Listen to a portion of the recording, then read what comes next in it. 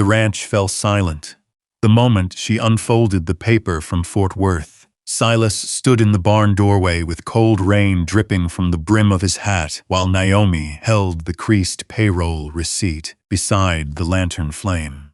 Somewhere behind the house, a gate slammed hard against the fence in the wind. She didn't look angry. She looked tired. And when Silas finally stepped toward her, she folded the paper once and asked him a question that made him stop cold. Silas Reed reached Bandera, with red dust gathered along the cuffs of his coat and a coil of fencing wire rattling softly in the back of the wagon. October had dried the hills to the color of old straw, and the wind coming off the Medina River carried the faint smell of cedar and horse sweat through town. He stopped first at Grainger's Hardware to collect the wire he had ordered 2 weeks earlier, signed the receipt with the carpenter's pencil hanging near the counter, then crossed toward the limestone depot where Pastor Vale had told him she would arrive. He expected nerves. Instead, he found composure. Naomi Carter stood near the depot bench with one scuffed brown suitcase resting beside her boot. Her dark coat had been brushed clean despite the road dust from Fort Worth, and both gloves were tucked neatly into one pocket, as though she disliked carrying unnecessary things in her hands. She was not scanning faces or wringing her fingers like someone waiting to be rescued. She simply watched the wagons moving through Main Street while sunlight caught the edge of her cheek beneath the brim of her hat. Silas removed his hat. "Miss Carter?" Her eyes moved toward him steady and direct. "Mr. Reed." No smile followed. Not coldness either, just caution. The ride north toward Reed Hollow Ranch took most of the afternoon. Wagon wheels cracked over dry ruts along Medina River Road, while scrub oak shadows stretched longer across the hills. Silas tried twice to begin the sort of conversation people expected between two strangers preparing to marry, but Naomi kept steering the talk elsewhere. "How far's the nearest water line from the north pasture?" she asked at one point. "Quarter mile, maybe less after winter rain. And your horses stay sound through colder months?" "Mostly, if the feed holds." She nodded thoughtfully, as if measuring the answer against something private. That unsettled him. By the time Reed Hollow Ranch appeared beyond the split-rail gate, the sun had fallen low enough to turn the barn roof copper red. Naomi climbed down from the wagon without waiting for assistance, though she thanked him quietly when he carried her suitcase onto the porch. Silas noticed her eyes move over the property almost immediately. The loose hinge hanging crooked on the tackroom door. The cracked blue coffee mug cooling beside the stove. The dining chair repaired so many times the wood no longer matched. She said nothing about any of it, which somehow felt worse. Inside, the house carried the stale stillness of a place lived in by one person too long. Silas pointed toward the small bedroom near the back window and explained where extra blankets were kept. Naomi listened carefully, removing her hat while he spoke. Her hair had been pinned neatly for travel, though a few loose strands had escaped near her temple during the ride. "You can settle in before supper," he said. "All right." Again, no complaint, no enthusiasm either. While beans warmed on the stove, Silas stood outside near the horse trough, pretending to check the harness straps. Truthfully, he was trying to understand why her silence bothered him so much. He had asked Pastor Vale for a quiet woman, someone steady, someone who would not bring more noise into a life already crowded with it. Now that quiet sat inside his own house, and he did not know what to do with it. Later that night, Naomi unpacked only half her belongings. One plain dress, a folded nightgown, sewing needles wrapped carefully in cloth. Before closing the dresser drawer, she took out the church marriage letter bearing both their names and folded it back into its envelope with slow, careful hands.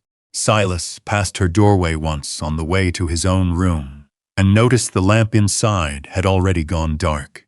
He paused near the hallway table for a moment, listening to the old house settle around them. Then he lit the spare lantern and left it burning quietly as outside her door before turning away without a word. By the third morning, Reed Hollow Ranch no longer sounded entirely like a bachelor's house. Before sunrise, Naomi moved through the kitchen with careful steps, the soft scrape of flour against the mixing bowl carrying faintly through the hallway while coffee warmed on the stove. Silas came in from the barn with cold air clinging to his coat and found biscuit dough resting beneath a folded towel near the window. He stood there longer than necessary, one hand still holding his gloves. The room felt occupied now. Naomi looked up from the counter. "I wasn't certain how strong you take your coffee. However, you made it's fine." She nodded once and turned back toward the stove. Their conversations still moved carefully, like people crossing uncertain ground after rain. But over the next week, the house slowly began filling with ordinary things that had once disappeared from it. Cabinet doors closing softly, water heating before dawn, the faint sound of sewing thread pulled through cloth after supper. Silas noticed more than he admitted aloud. One evening, he came in from repairing fence posts near County Road 19 and found 3 of his work shirts folded neatly across the chair beside the stove. Naomi had mended the torn sleeves so carefully he struggled to find where the fabric had once ripped. She sat near the lamp with her sewing basket open beside her, glasses balanced low on her nose, while she worked on a saddle blanket worn thin at the edges. "You didn't have to fix those," he said. "They were worth fixing. That was all." A few days later, they rode into town together for feed and lamp oil. Mercer Feed and Supply sat beside Hollow Creek Mercantile, with wagon tracks pressed deep into the dirt outside the porch steps. Naomi stayed close enough to walk beside him, but never close enough to touch. Inside the store, conversations softened briefly when people realized she had come from Fort Worth alone. No one said anything rude, which somehow felt heavier. Silas noticed the way Mr. Mercer stopped polishing the counter when Naomi approached with the receipt book. He noticed 2 women near the flour barrels glance toward her before lowering their voices. He noticed Naomi notice all of it while pretending not to. On the ride home, he kept his eyes on the road. Naomi mistook the silence for embarrassment. That night, she unpacked the rest of her belongings halfway before stopping again. Her fingers lingered over the handle of the suitcase, as though she were deciding how permanent anything inside this house should become. Later, while wind moved softly through the porch screens, Naomi sat beneath the lantern repairing a torn saddle blanket for one of the ranch horses. Silas leaned against the porch rail nearby, sharpening a hoof knife with slow, steady strokes. The rhythm between them had begun finding shape even when neither spoke much. Then Naomi drew a quick breath. The needle had slipped into her finger. Silas crossed the distance before thinking and reached toward her hand instinctively. Halfway there, he stopped. His palm hovered uncertainly between them while Naomi pressed the small bead of blood against her thumb. "You all right?" he asked quietly. "Yes." For a moment, neither moved. Then, Naomi held the blanket toward him along with the needle. "Can you keep this edge steady?" Silas took the leather carefully between his hands while she resumed stitching. Their shoulders nearly touched beneath the porch lamp, close enough for him to hear the slow rhythm of her breathing over the creak of the swing chains in the wind. Neither spoke again for a long while, but the silence no longer felt empty. Cold weather settled deeper across Bandera County by early November.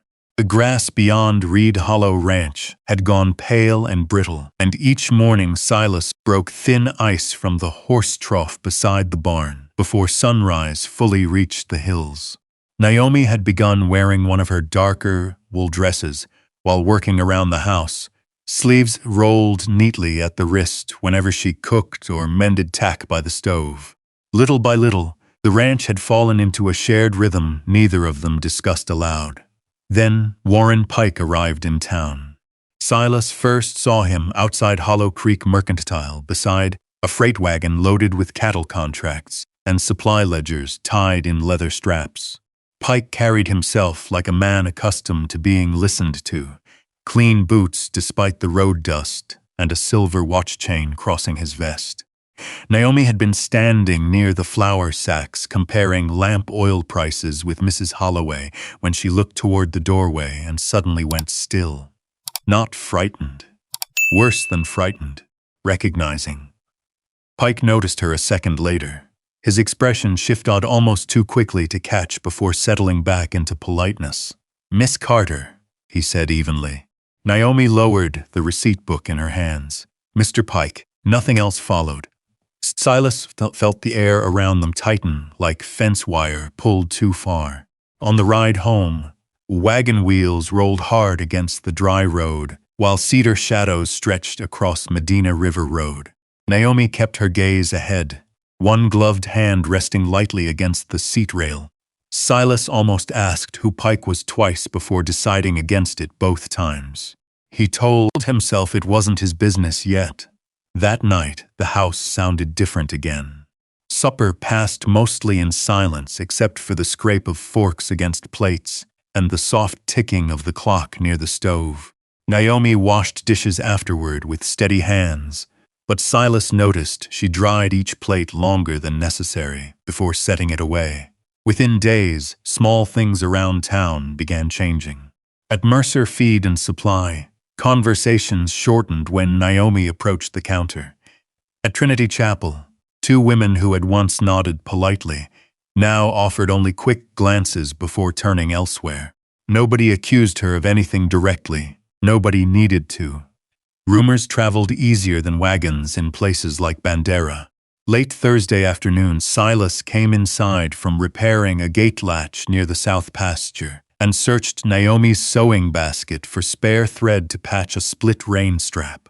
Beneath folded cloth and needles wrapped in paper, he found an envelope, creased from being opened many times. Inside rested an old payroll receipt from the boarding hotel in Fort Worth. The paper carried signatures along the bottom edge and notes regarding missing office funds. Nothing named Naomi guilty. Nothing cleared her either. Silas stood there beside the kitchen table longer than he should have, reading the faded lines while wind tapped softly against the porch screen outside. When Naomi entered carrying firewood, she knew immediately something had changed. Silas folded the paper carefully and set it back inside the envelope. "I was looking for thread," he said. Naomi placed the wood beside the stove one piece at a time. "And?" He hated how uncertain his own voice sounded. "I found that instead." She looked at him quietly for a long moment. Then she nodded once, as if confirming something to herself more than to him. The next 2 evenings stretched thin between them. Silas spoke less. Naomi stopped asking whether he wanted more coffee before bed. Even the ordinary comfort growing inside the house seemed to pull back into separate corners. On the second night, Naomi carried her coat onto the porch after supper and sat beneath the lantern with both hands folded tightly in her lap. Wind moved cold across the fields beyond the fence line. Silas eventually stepped outside too. She did not look at him when she spoke. "If you want the truth, you can ask me directly before deciding who I am." Silas rested one hand against the porch rail. "I don't know what to believe yet." Naomi nodded slowly at that, though something behind her expression dimmed. "My whole life," Silas said carefully. "I've learned disappointment usually gets to a thing before trust does." For a while, neither moved. Then Naomi reached into her coat pocket, removed the envelope, and set it on the porch table between them. "Read it properly this time," she said softly. She walked back inside without another word. An hour later, when the night air turned colder, Silas quietly carried her coat from the chair, where she had forgotten it, and draped it across the porch railing beside the doorway before sitting down alone with the envelope still unopened in his hands. Winter settled over Bandera County slowly that year. Mornings arrived gray and brittle, with frost gathering along the fence rails beside the north pasture, and thin smoke rising from chimneys across town before sunrise. At Reed Hollow Ranch, Naomi began banking the stove fire before bed so the kitchen would hold some warmth by dawn. Silas noticed she always left one kettle filled beside the basin for morning coffee, even on days when the cold stiffened her hands while she worked. Small habits had begun attaching themselves to each other. One evening, while repairing a broken cinch strap beneath the barn lantern, Silas finally spoke without looking up from the leather in his hands. "My father used to fill every room he walked into," he said quietly. "Noise, anger, complaints about things nobody could fix." Naomi stood nearby sorting feed sacks that could still be patched for use. She said nothing. Silas rubbed a thumb across the worn buckle before continuing. "After enough years of that, silence starts feeling safer than people do." The lantern flame shifted softly between them. "I thought if I married," he admitted, "quiet was the best thing I could ask for." Naomi rested both hands against the edge of the work table. "And now?" Silas finally looked at her then, straight on. "Now I think maybe I confused quiet with loneliness." Neither moved after that. The next few days carried a different kind of ease through the ranch house. Not happiness exactly. Something steadier. Silas began asking Naomi practical questions before making decisions around the property. Whether another barrel of oats should wait until spring. Whether the south fence line needed replacing now or after winter. Naomi answered thoughtfully each time, no longer sounding like someone preparing herself to leave. One cold afternoon, she sat near the stove, mending a wool coat while sleet tapped softly against the kitchen window. Silas entered carrying firewood and found her staring at the needle without sewing. After a moment, she said, "The woman I protected back in Fort Worth worked laundry at the boarding hotel. Younger than me. Her sister depended on her wages." Silas lowered the wood beside the stove quietly. Naomi kept her eyes on the torn sleeve in her lap. The owner's son had gambling debts. Money disappeared. Folks already expected less trouble. Believing it was someone like me, the words came plain, without bitterness. Somehow that made them land harder. "I thought the truth would matter eventually," she said. "By the time I understood it wouldn't, the story had already settled where people wanted it." Silas stood there a long while before speaking. "You should have told me sooner," Naomi nodded once. "Probably, but I should have asked sooner too." That settled between them softer than an apology. A week later, Trinity Chapel held its winter church supper despite the cold. Folding tables filled the meeting hall with stew pots, biscuits wrapped in cloth, and coffee strong enough to carry through the room in waves. Naomi stayed near the back, helping Mrs. Holloway refill serving bowls while Silas spoke with neighboring ranchers beside the stove. Warren Pike arrived late. Silas noticed Naomi stiffen almost before he heard Pike's voice. The broker stood near the coat rack, speaking low to another cattleman, though certain words still traveled across the room. "Fort Worth boarding house," Pike muttered. "Missing payroll." The conversation around them thinned just enough to notice. Silas set down his coffee cup carefully. "Funny thing about rumors," he said evenly. "They usually say more about the folks carrying them than the person they're tied to." Pike looked toward him, but said nothing. Silas shrugged into his coat. "A decent person ought to be judged by how they live now, not by stories passed around like poker cards." No speech followed, no argument. The room simply breathed again. On the ride home, Naomi sat beside him, wrapped in silence, while wagon wheels rolled through frozen dirt along Medina River Road. Snow threatened somewhere beyond the hills, though none had fallen yet. Back at the ranch, Silas stayed, in the barn oiling tack straps beneath the lantern, while cold air drifted through the cracked boards overhead. A few minutes later, Naomi stepped quietly inside, carrying his father's old wool coat folded across both arms. "You'll freeze out here," she said softly. Before he could answer, she lifted the coat around his shoulders herself. Her hand rested briefly against him, while she adjusted the collar near his neck. Not hurried, not uncertain either. Silas covered her fingers gently with one hand. Neither stepped away immediately. Spring reached Bandera County slowly, loosening winter from the hills one pale morning at a time. Grass pushed back through the dry earth beyond Reed Hollow Ranch, and the creek west of the property carried enough water again for cattle to drink without being driven farther south. Naomi began leaving the kitchen window cracked while she worked so fresh air could move through the house with the smell of bread and cedar smoke together. The ranch sounded different now. Wagon wheels stopped outside more often. Ranch hands from neighboring properties brought torn saddle blankets for Naomi to mend, along with split coat seams, worn feed sacks, and once even a church banner needing repair before Easter service at Trinity Chapel.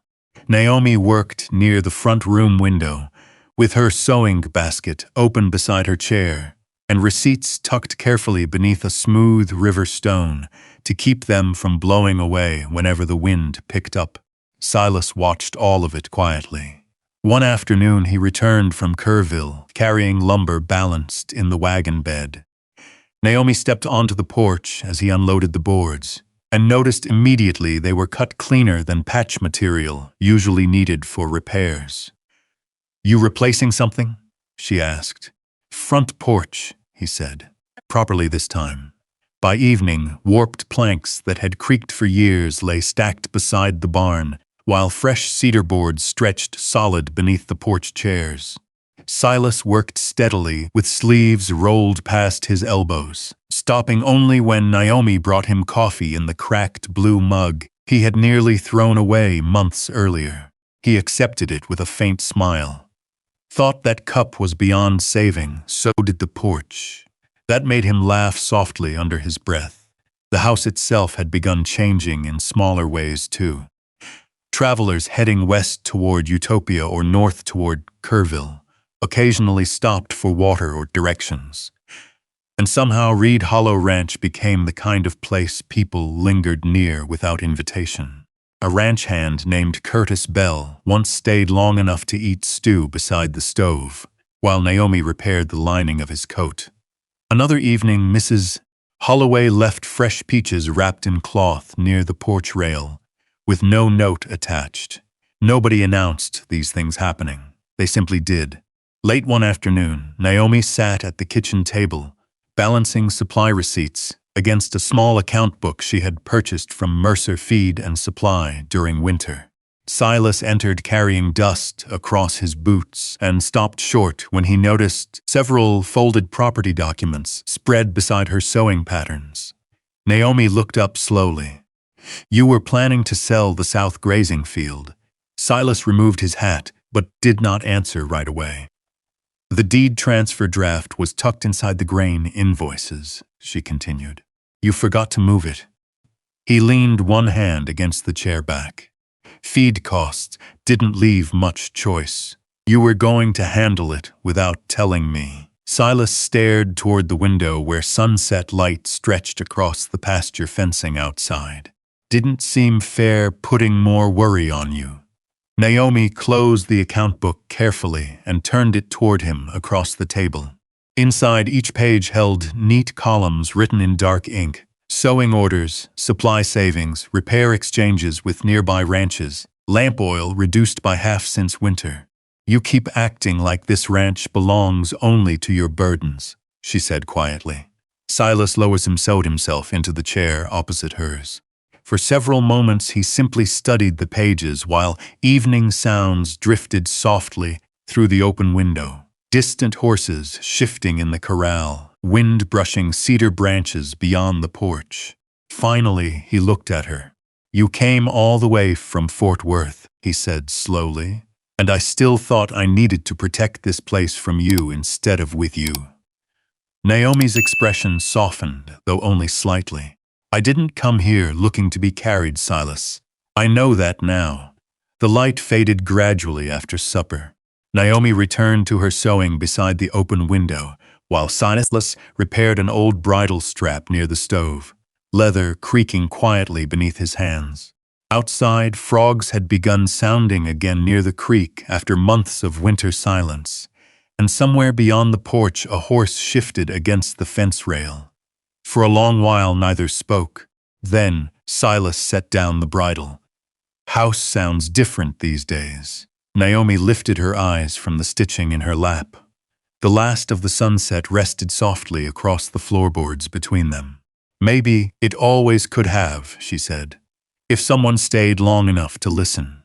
Silas reached across the table for the scissors lying beside her hand. Halfway there, his fingers paused. Then, gently and without hurry, he folded them around hers first, before taking the scissors and returning to his work while the evening settled quietly through Reed Hollow Ranch. And maybe that's what mattered most in the end. Not grand promises, not perfect beginnings, just two tired people who finally stopped waiting for the other one to leave. If this story stayed with you tonight, leave a simple 1 down in the comments, so I know you were here with Silas and Naomi at Reed Hollow Ranch. And if you enjoy quiet Western love stories about second chances, healing, and people finding home in unexpected places, don't forget to subscribe and come back for the next story waiting down the trail.